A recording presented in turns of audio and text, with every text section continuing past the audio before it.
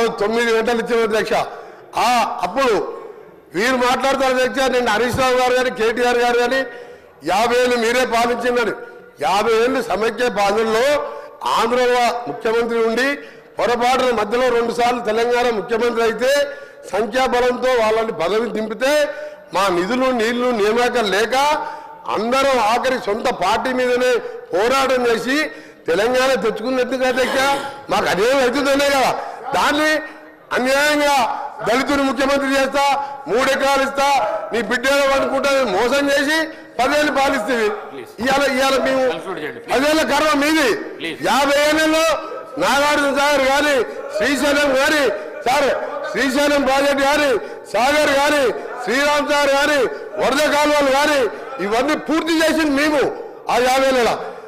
అయినా ఆంధ్రులు మాకు సరి అయిన నిధులు ఇస్తలేరు, మా ఉద్యోగాలు తీసుకుపోతున్నది కొట్లాడి తెచ్చుకుని తెలంగాణలో మోసంతో అధికారంలోకి వచ్చి 10 ఏళ్లలో 40 కుటుంబాలు బాగుపడ్డాయి అధ్యక్ష. వీళ్ళు అంటున్నారు కరెంట్ ఇచ్చిరు నీళ్ళు ఇచ్చిరు అని. ఏమి ఇయ్యలే అధ్యక్ష, ఏమి ఇయ్యలే.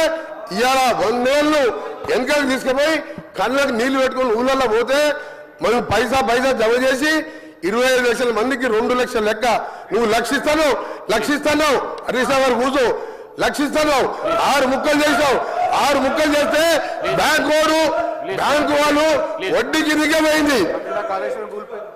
1,50,000 కోట్లు అప్పు తీసుకొస్తే మేడిగడ్డ అన్నారం సుమ్మిలో కడితే పెదిరే శ్రీరామ్ అని వాళ్ళు ఇచ్చిండు.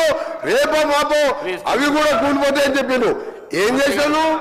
కూలిపోయే ప్రాజెక్టు కట్టావు, మొత్తం మోసం చేసినావు, మీ కుటుంబాలు బాగుపడ్డాయి. పోదాంపా తెలంగాణకి ఏమిటికి వస్తుందో 50,000 కోట్లు. 50,000 కోట్లు అధ్యక్ష, 50,000 కోట్లు మిషన్ దగ్గర ఇంటిని నల్లా నీళ్ళు ఇవ్వకపోతే ఓట్లు అడగలను.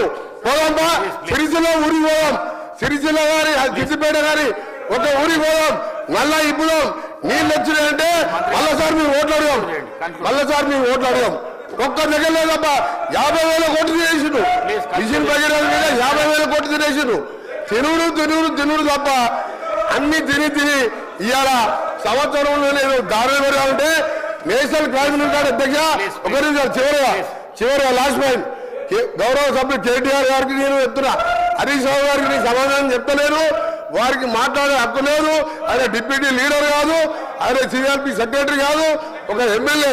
ఆయన చెప్తున్నాను ప్రశ్న సబ్జెక్ట్ మాట్లాడుతున్న కేటీఆర్ గారికి నేను సమాధానం చెప్తున్నా.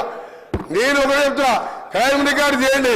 ఆత్మహత్యలు 2013 వరకు ఎందుకుంటే 2024 ఈ రోజు మా 1 సంవత్సర కాలంలో తగ్గినా లేదా నేషనల్ క్రైమ్ రికార్డు తెప్పిద్దాం. ఎందుకు అబద్ధాలు చెప్తారు దగ్గర? సభను ఎందుకు తప్పు పట్టిస్తారు? ప్రజలను ఎందుకు తప్పు పట్టిస్తారు? దయచేసి వాస్తవాలు రైతు భరోసా మీద మేము మా మంత్రి గారు చెప్పేది, మా ముఖ్యమంత్రి గారు చెప్పేది రిప్లై వినండి. ఆ తర్వాత మీరు షాక్ అయి మీరు మీ లీడర్ వస్తలేరు, ఎల్ఓబి గారు వస్తలేరు. వచ్చే సెషన్కి వెళ్ళి మీరు ఎవరు కూడా ఆ సభకు రారు.